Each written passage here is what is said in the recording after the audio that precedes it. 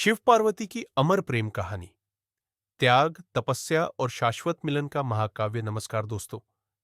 आज हम जिस कहानी में डूबने जा रहे हैं वह सिर्फ एक प्रेम कथा नहीं, बल्कि सृष्टि के सबसे गहन, सबसे पवित्र और सबसे अद्भुत प्रेम संबंधों में से एक है। ये कहानी है उस परम वैरागी, देवों के देव महादेव की, जो समाधि में लीन थे, और शक्ति स्वरूप देवी पार्वती की, जिन्होंने अपने अटूट प्रेम, अदम्य साहस और कठोरतम तपस्या से उस वैरागी को गृहस्थ बनने पर विवश कर दिया। सोचिए, क्या आसान था उस त्रिलोकीनाथ को पाना, जिनकी कल्पना मात्र से बड़े बड़े आर्षि मुनि कांप उठते थे। क्या आसान था उस दिगंबर को गृहस्थ जीवन में लाना, जो कैलाश के शिखर पर ध्यान में लीन थे। बिल्कुल नहीं। ये एक ऐसी प्रेम गाथा है जो हमें सिखाती है कि सच्चा प्रेम त्याग मांगता है, तपस्या मांगता है और सबसे बढ़कर अटूट विश्वास मांगता है। तो चलिए, बिना किसी देरी के चलते हैं उस दिव्य यात्रा पर, जहां हमें शिव और शक्ति के शाश्वत मिलन का महाकाव्य देखने को मिलेगा। सती का पुनर्जन्म और दक्ष का अहंकार, प्रेम की पहली आहुति। हमारी कहानी की शुरुआत होती है एक ऐसी घटना से जिसने सृष्टि के संतुलन को हिला दिया था। यह कहानी जुड़ी है देवी पार्वती के पूर्वजन्म से, जब वे दक्ष प्रजापति की पुत्री सती थी। अब दक्ष प्रजापति थे तो ब्रह्मा के पुत्र, लेकिन उनके मन में अहंकार ने घर कर लिया था। उन्हें अपनी पदवी पर, अपनी शक्ति पर और अपनी प्रतिष्ठा पर इतना घमंड था कि वे स्वयं को सभी देवताओं से श्रेष्ठ मानते थे। उन्हें यह गवारा न था कि उनकी पुत्री सती, जो स्वयं में सौंदर्य और गुणों का पर्याय थी, उस शिव से प्रेम करे जो कैलाश के शिखर पर भस्म रमाए रहते थे, जिनके साथ भूत प्रेत विचरण करते थे, जो किसी नियम कायदे को नहीं मानते थे। दक्ष के लिए शिव केवल एक अनाड़ी, एक अशुभ और एक गृहस्थ के लायक न थे, लेकिन सती का हृदय उनके पिता के तर्क से कहीं ऊपर था। उनके लिए शिव ही संपूर्ण सृष्टि थे, उनके आराध्य थे, उनका प्रेम था। जब दक्ष ने शिव के साथ उनके विवाह का घोर विरोध किया, तो सती ने अपने पिता की आज्ञा के विरुद्ध जाकर शिव से विवाह किया। यह एक ऐसा कदम था जिसने पिता पुत्री के संबंध में एक गहरी खाई खोद दी। यह दर्शाता है कि सच्चा प्रेम कभी भी सामाजिक बंधनों या पारिवारिक विरोधों से डरता नहीं, वह अपने मार्ग पर अडिग रहता है। दक्ष का अहंकार इतना बढ़ गया था कि उन्होंने एक महायज्ञ का आयोजन किया। उस यज्ञ में उन्होंने सभी देवी देवताओं, ऋषि मुनियों और ब्रह्मांड के हर प्रतिष्ठित प्राणी को आमंत्रित किया, सिवाय एक के। आप समझ गए होंगे, वह थे महादेव शिव। यह सीधा सीधा शिव का अपमान था, उन्हें नीचा दिखाने का प्रयास था। जब सती को इस यज्ञ के बारे में पता चला, तो उनका हृदय व्यथित हो उठा। एक तरफ उनके पति का अपमान हो रहा था, दूसरी तरफ उनके पिता का यह घमंड। सती ने शिव से यज्ञ में जाने की अनुमति मांगी, लेकिन शिव ने मना कर दिया। वे जानते थे कि वहां केवल अपमान ही मिलेगा, लेकिन सती का मन नहीं माना। अपने पति के अपमान को सहन करना उनके लिए असंभव था। उन्होंने कैलाश छोड़ा और दक्ष के यज्ञ में जा पहुंची। वहां जाकर सती ने देखा कि सचमुच उनके पिता शिव का अपमान कर रहे हैं, उनके नाम पर व्यंग्य कस रहे हैं। सती ने अपने पिता को समझाने का प्रयास किया, उन्हें शिव के महत्व के बारे में बताया, लेकिन दक्ष अपने अहंकार में इतने अंधे हो चुके थे कि उन्होंने अपनी ही बेटी का अपमान करना शुरू कर दिया। तुम उस श्मशानवासी की पत्नी हो, तुम यहां क्या कर रही हो? ऐसे कड़वे वचन सती के हृदय को छलनी कर गए। अब सती और सहन नहीं कर सकती थी। उन्होंने अपने पिता से कहा, जिस शरीर ने मेरे परम पवित्र पति का अपमान सुना है, उस शरीर को धारण करना मेरे लिए पाप है। और यह कहते हुए उन्होंने अपने योग बल से उसी यज्ञ कुंड में स्वयं को भस्म कर लिया। यह केवल आत्मदाह नहीं था दोस्तों, यह था आत्मसम्मान और पति प्रेम की पराकाष्ठा। यह एक ऐसी आहुति थी जिसने प्रेम की अमरता को स्थापित किया।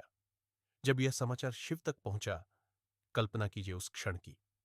शिव, जो वैरागी थे, जिन्होंने स्वयं को ध्यान में लीन कर रखा था, उनकी समाधि टूट गई। उनका क्रोध, उनकी व्यथा, उनका आवेश इतना प्रचंड था कि पूरी सृष्टि कांप उठी। उनके तीसरे नेत्र से वीरभद्र की उत्पत्ति हुई, जो शिव का रौद्र रूप था। वीरभद्र ने दक्ष के यज्ञ को तहस नहस कर दिया। दक्ष का सिर धड़ से अलग कर दिया। लेकिन शिव का क्रोध यहीं शांत नहीं हुआ। वे सती के जले हुए शरीर को अपने कंधों पर उठाकर तांडव करने लगे। यह केवल एक नृत्य नहीं था, यह विनाश का नृत्य था, ब्रह्मांड को प्रलय की ओर ले जाने वाला नृत्य। सृष्टि में हाहाकार मच गया। देवताओं ने ब्रह्मा और विष्णु से प्रार्थना की कि वे किसी तरह शिव के क्रोध को शांत करें। तब भगवान विष्णु ने अपने सुदर्शन चक्र से सती के शरीर के टुकड़े कर दिए। जहां जहां सती के शरीर के अंग गिरे, वे स्थान शक्ति पीठ बन गए, पवित्र तीर्थ स्थल जो आज भी शक्ति की उपासना के केंद्र है। यह दर्शाता है कि प्रेम कभी नष्ट नहीं होता, वह विभिन्न रूपों में विद्यमान रहता है, पवित्र स्थानों के रूप में हमें प्रेरणा देता है। अंततः सती के वियोग में शिव गहरे ध्यान में लीन हो गए। वे कैलाश पर अपनी गुफा में अनवरत तपस्या में बैठ गए और सृष्टि शिव की अनुपस्थिति से असंतुलित हो गई। लेकिन नियति ने कुछ और ही तय कर रखा था। सती ने अपने आत्मदाह से पहले ही यह वरदान प्राप्त कर लिया था कि वे हिमालय राज के घर पुनर्जन्म लेंगी और एक बार फिर शिव को प्राप्त करेंगी। और यहीं से शुरू होती है हमारी मुख्य कहानी, देवी पार्वती की। पार्वती का बाल्यकाल और शिव भक्ति, अडिग प्रेम की नींव। शिव के गहन ध्यान में लीन होने के बाद शक्ति ने स्वयं को एक नए रूप में प्रकट किया। सती ने हिमालय राज हिमवान और उनकी पत्नी मैना के घर जन्म लिया। उनका नाम रखा गया पार्वती, जिसका अर्थ है पर्वत की पुत्री। जन्म से ही पार्वती में एक दिव्य तेज था, एक ऐसी शांति थी जो उन्हें आम बालिकाओं से अलग करती थी। उनके बाल्यकाल से ही यह स्पष्ट था कि वे कोई साधारण कन्या नहीं है। हिमालय की वादियों में प्रकृति की गोद में पार्वती का बचपन बीता। वे झरनों के पास खेलती, फूलों से बातें करती और हिमालय की चोटियों को निहारती रहती। उनके मन में कहीं न कहीं अपने पूर्व जन्म की कुछ धुंधली स्मृतियां थीं। उन्हें शिव की कथाएं सुनना अत्यंत प्रिय था। वे अक्सर नंदी के साथ, जो उनके बचपन से ही उनके साथ थे, कैलाश पर्वत की ओर देखती रहती, मानो किसी चिर परिचित को ढूंढ रही हो। नंदी का उनके पास होना यह भी एक नियति का संकेत था, क्योंकि नंदी शिव के परम भक्त और प्रमुख गण थे। एक दिन देवर्षि नारद मुनि हिमवान के राजमहल में पधारे। नारद मुनि त्रिकालदर्शी थे और उन्हें भविष्य का ज्ञान था। उन्होंने पार्वती को देखा और तुरंत पहचान लिया कि यह कोई और नहीं, साक्षात आदिशक्ति है, सती का ही पुनर्जन्म। उन्होंने हिमवान और मैना से कहा, आपकी यह पुत्री साक्षात देवी शक्ति है और इनका विवाह त्रिलोकीनाथ शिव से होगा। सोचिए, मैना और हिमवान के लिए यह कितनी बड़ी बात थी। एक तरफ खुशी कि उनकी बेटी इतनी महान है, दूसरी तरफ चिंता कि शिव से विवाह, उस वैरागी से, उस फकीर से जो श्मशान में रहता है, जिसके पास न धन है न राज्य। मैना विशेष रूप से चिंतित थी। वे अपनी लाडली बेटी के लिए एक सुखमय आरामदायक जीवन चाहती थी, लेकिन पार्वती के मन में तो केवल शिव ही बसे थे। वे अपनी माता पिता की चिंताओं को समझती थी, लेकिन उनका संकल्प अटल था। उन्होंने बचपन से ही शिव की प्रतिमा बनाकर पूजा करना शुरू कर दिया था और उनका प्रेम दिनों दिन गहरा होता जा रहा था। यह उस प्रेम की नींव थी जो आगे चलकर ब्रह्मांड का सबसे महान प्रेम कहलाया।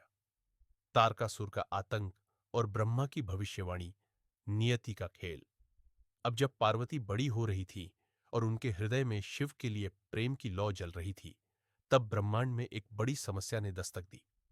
तारकासुर नामक एक अत्यंत शक्तिशाली राक्षस ने तीनों लोकों में आतंक मचा रखा था। वह इतना बलशाली था कि किसी भी देवता या अर्षि के लिए उसे हराना असंभव था। तारकासुर ने ब्रह्मा की कठोर तपस्या की थी और उनसे अमृता का वरदान मांगा था। ब्रह्मा ने उसे समझाया कि अमृता असंभव है, लेकिन वह एक विशेष वरदान मांग सकता है। तारकासुर अपनी धूर्त बुद्धि का उपयोग करते हुए यह जानता था कि शिव तो वैरागी है और कभी विवाह नहीं करेंगे, उनका कोई पुत्र नहीं होगा। तो उसने ब्रह्मा से वरदान मांगा, मुझे मृत्यु केवल शिव के पुत्र के हाथों ही प्राप्त हो। ब्रह्मा ने तथास्तु कह दिया। इस वरदान को प्राप्त करने के बाद तारकासुर का अत्याचार चरम पर पहुंच गया। उसने स्वर्ग पर कब्जा कर लिया, देवताओं को उनके स्थानों से बेदखल कर दिया और आर्षि मुनियों की तपस्या भंग करने लगा। तीनों लोकों में हाहाकार मचा हुआ था। देवता और मनुष्य त्राही त्राही कर रहे थे। सभी देवता ब्रह्मा और विष्णु के पास गए, अपनी व्यथा सुनाई और मुक्ति का मार्ग पूछा। तब ब्रह्मा ने उन्हें एक दुखद सत्य बताया, लेकिन साथ ही एक आशा की किरण भी दिखाई। ब्रह्मा ने कहा, तारकासुर का अंत केवल शिव के पुत्र के हाथों ही लिखा है। इसके लिए शिव को अपनी समाधि से उठना होगा, उन्हें गृहस्थ बनना होगा और उन्हें पार्वती से विवाह करना होगा। यह बात सुनकर देवताओं के चेहरे पर चिंता की लकीरें खींच गईं। शिव तो गहन ध्यान में लीन थे, उन्हें कौन जगाएगा? उस परम वैरागी को गृहस्थ जीवन में लाना, क्या यह संभव था? यह तो असंभव सा प्रतीत होता था। लेकिन सृष्टि के कल्याण के लिए इस असंभव को संभव करना ही था, और यहीं पर एक ऐसे देव को बुलाया गया जो अपने प्रेम बाणों से किसी को भी मोहित कर सकते थे। कामदेव। कामदेव का बलिदान और शिव का तृतीय नेत्र, एक अग्नि परीक्षा। अब देवताओं के पास एक ही रास्ता था, शिव की तपस्या भंग करना। लेकिन यह कार्य कौन करेगा? यह अग्नि से खेलने जैसा था। तब देवताओं ने प्रेम के देवता कामदेव से प्रार्थना की। कामदेव अपनी पत्नी रति के साथ रहते थे और वे जानते थे कि यह कितना जोखिम भरा कार्य है।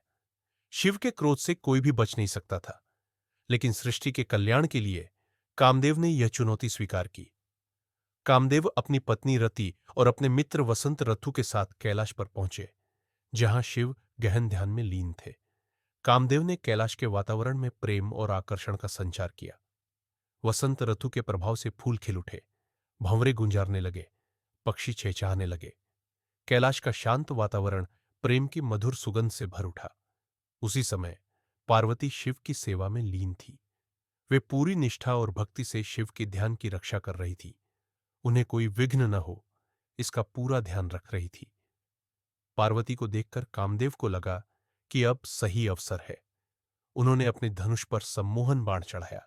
यह बाण काम का नहीं, बल्कि इच्छा का प्रतीक था, जो शिव के मन में पार्वती के प्रति आकर्षण उत्पन्न कर सके। और फिर कामदेव ने वह बाण शिव पर चला दिया। बाण लगते ही शिव का ध्यान भंग हुआ। उनकी आंखें खुलीं। उनके मुख पर क्रोध का भाव था। यह क्रोध इसलिए था क्योंकि उनकी तपस्या भंग हुई थी, न कि किसी व्यक्ति विशेष पर। उनका ध्यान भंग करने का साहस किसने किया? और इस क्रोध की अग्नि इतनी प्रबल थी कि उनके मस्तक पर स्थित तृतीय नेत्र खुल गया। यह नेत्र ज्ञान, विवेक और विनाश का प्रतीक है। जैसे ही शिव का तीसरा नेत्र खुला, उससे अग्नि की भयानक ज्वाला निकली। उस अग्नि में कामदेव पल भर में भस्म हो गए। वे अनंग, देहहीन हो गए। सोचिए, यह कितना भयावह दृश्य था। प्रेम के देवता क्षण भर में भस्म हो गए। उनकी पत्नी रति का हृदय विदारक विलाप पूरे कैलाश में गूंज उठा। रति ने शिव से अपने पति को जीवित करने की प्रार्थना की। शिव ने रति को आश्वासन दिया कि कामदेव द्वापर युग में कृष्ण के पुत्र प्रद्युम्न के रूप में पुनर्जीवित होंगे और रति उनकी पत्नी बनेंगी। यह घटना पार्वती के सामने घटित हुई। उन्होंने अपनी आंखों से कामदेव को भस्म होते देखा। इस घटना ने उन्हें यह स्पष्ट कर दिया कि शिव को बाहरी सौंदर्य, बाहरी आकर्षण या सामान्य सेवाओं से नहीं पाया जा सकता। उन्हें अगर शिव को प्राप्त करना है तो आंतरिक रूप से शुद्ध होना होगा और कठोरतम तपस्या करनी होगी। यह उनके प्रेम की पहली और सबसे बड़ी अग्नि परीक्षा थी, जिसने उनके जीवन की दिशा ही बदल दी। पार्वती की घोर तपस्या, प्रेम की पराकाष्ठा। कामदेव के भस्म होने के बाद पार्वती ने एक महत्वपूर्ण निर्णय लिया। उन्होंने समझ लिया था कि शिव को पाने का एकमात्र मार्ग तपस्या है, प्रेम और निष्ठा की पराकाष्ठा है। उन्होंने अपने माता पिता से आज्ञा मांगी कि वे महलों के सुख को त्याग कर शिव को तपस्या से ही प्राप्त करेंगी। उनकी माता मैना ने उन्हें रोकने की बहुत कोशिश की। तुम इतनी सुकुमार हो, कैसे इस कठोर तपस्या को कर पाओगी? लेकिन पार्वती का संकल्प अटल था। उनका एक नाम उमा भी पड़ा, जिसका अर्थ है मान नहीं। माता द्वारा तपस्या से रोकने पर भी न रुकना, यह उनकी दृढ़ता का प्रतीक था। पार्वती ने महलों का त्याग किया और घोर वन में प्रस्थान किया, जहां केवल जंगली जानवर और प्रकृति का राज था। वहां उन्होंने अपनी तपस्या शुरू की, जो मानव कल्पना से भी परे थी।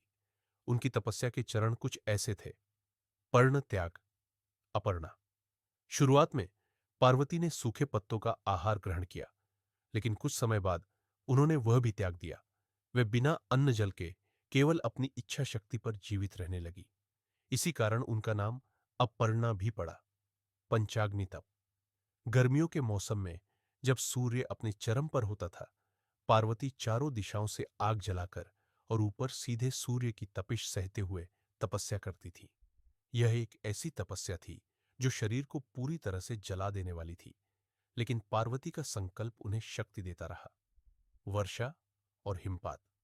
वर्षा ऋतु में वे खुले आकाश के नीचे मूसलाधार बारिश में भी अविचल खड़ी रहती थी, और सबसे कठोर शीत ऋतु में हिमालय की बर्फीली चोटियों पर बिना वस्त्र के वे हिम में लीन होकर तपस्या करती थी। उनकी काया बर्फ से ढक जाती थी, लेकिन उनके मुखमंडल पर एक दिव्य तेज हमेशा विद्यमान रहता था। पार्वती की काया तपस्या से क्षीण हो गई थी, लेकिन उनके हृदय में शिव के प्रति प्रेम और पाने की इच्छा कभी कम नहीं हुई। उनके तप की ऊर्जा इतनी प्रचंड थी कि तीनों लोकों में कंपन होने लगा।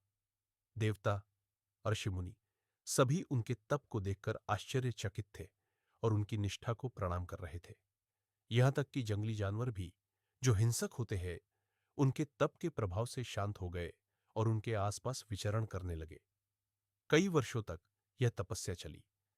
बीच बीच में सप्तर्षि भी पार्वती के पास आते, उन्हें तपस्या से विचलित करने का प्रयास करते, शिव के अवगुण गिनाते, लेकिन पार्वती का दृढ़ संकल्प कभी नहीं डिगा। वे हमेशा यही कहती कि उनका प्रेम और उनकी तपस्या केवल शिव के लिए है और वे उन्हें ही अपने पति के रूप में प्राप्त करेंगी। यह तपस्या केवल शिव को पाने के लिए नहीं थी दोस्तों, यह स्वयं को शुद्ध करने की, स्वयं को शिव के योग्य बनाने की और अपनी आंतरिक शक्ति को जागृत करने की तपस्या थी। और यही तपस्या सफल हुई।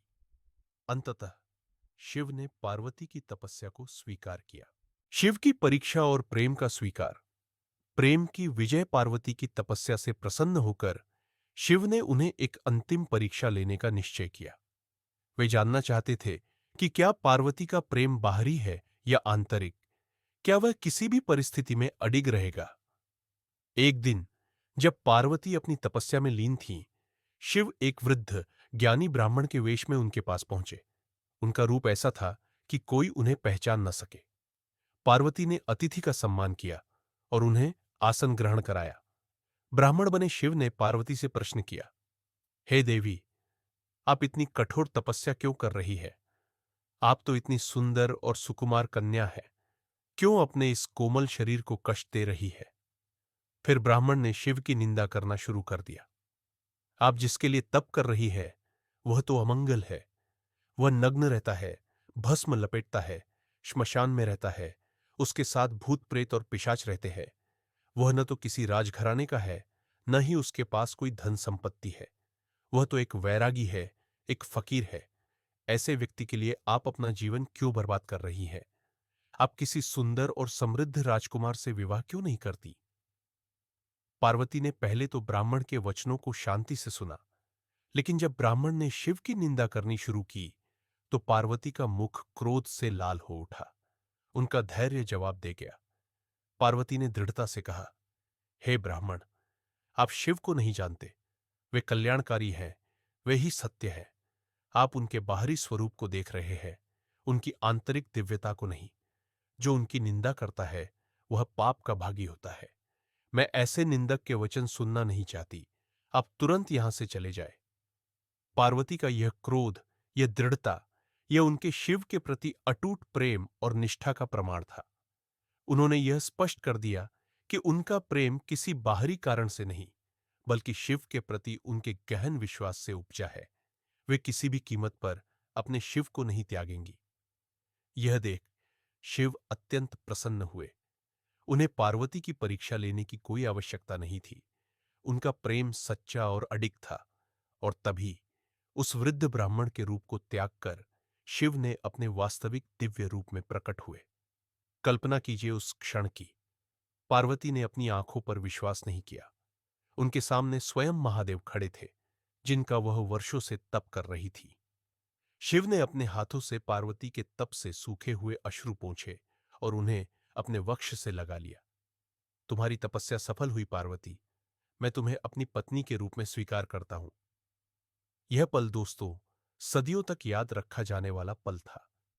यह प्रेम की विजय थी, तपस्या की जीत थी। पार्वती की वर्षों की तपस्या का फल उन्हें मिल गया था।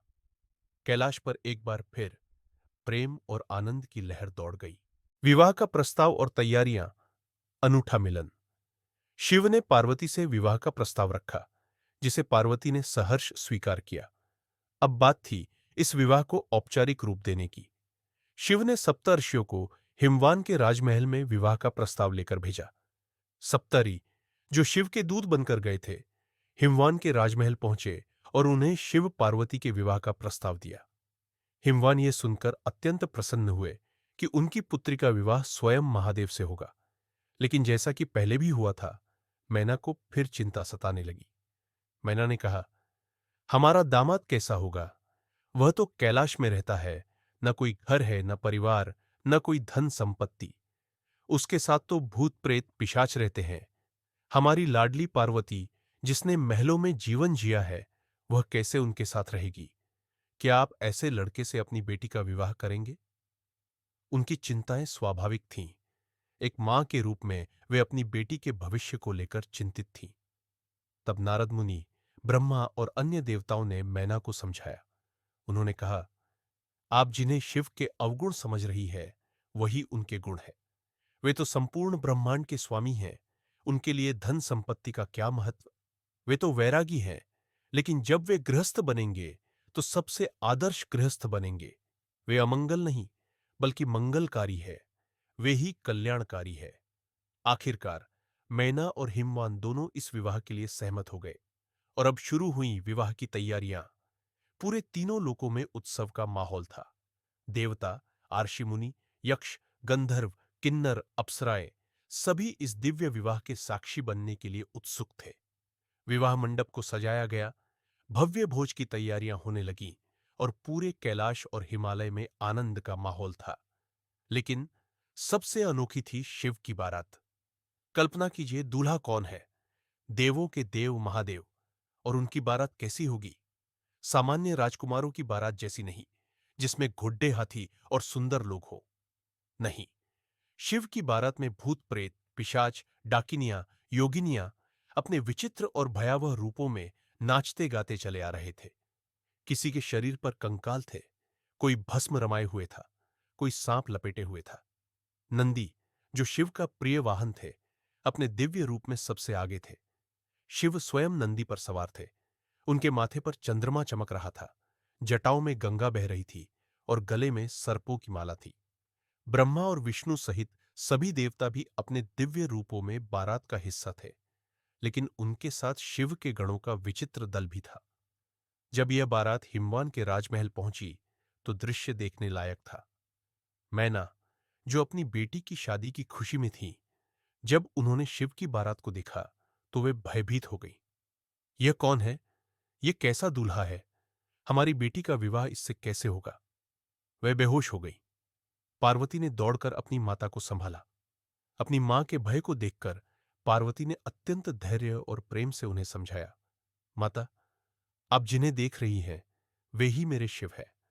उनका बाहरी रूप चाहे जैसा भी हो, उनका हृदय अत्यंत निर्मल और कल्याणकारी है।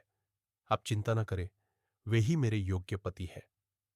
और फिर शिव ने अपने दिव्य रूप को मैना के सामने प्रकट किया, जिससे मैना का भय दूर हुआ और उन्हें शिव के वास्तविक स्वरूप का ज्ञान हुआ। भव्य विवाह समारोह, शक्ति और शिव का शाश्वत मिलन। और फिर आ गई वह शुभ घड़ी, जिसका तीनों लोग बेसब्री से इंतजार कर रहे थे। शिव और पार्वती के विवाह का शुभ मुहूर्त। पूरा विवाह मंडप दिव्यता और आनंद से भर उठा था। स्वर्ग से पुष्प वर्षा हो रही थी, देवताओं के वाद्य यंत्र बज रहे थे और पूरा वातावरण प्रेम की मधुर सुगंध से महक रहा था। शिव, जो अपनी बारात में विचित्र रूप में थे, विवाह के लिए अपने दिव्य स्वरूप में प्रकट हुए। कल्पना कीजिए, शिव का वह रूप, उनके माथे पर चंद्रमा का तेज, उनके जटाओं से गंगा का अमृत प्रवाहित होता हुआ, उनके गले में शेषनाग एक आभूषण की तरह लिपटे हुए, उनके शरीर पर भस्म की जगह चंदन का लेप था, और वे दिव्य वस्त्रों और आभूषणों से सुसज्जित थे। उन्होंने कामदेव को भी मनोज रूप में पुनर्जीवित किया था ताकि वे अपनी शोभा बढ़ा सके। शिव का यह रूप इतना आकर्षक था कि हर कोई मंत्रमुग्ध हो गया। और फिर देवी पार्वती दुल्हन के रूप में विवाह मंडप में आई। उनकी सुंदरता का वर्णन शब्दों में करना असंभव है। उन्होंने लाल रंग की दिव्य साड़ी पहन रखी थी जो उनकी आभा को और बढ़ा रही थी।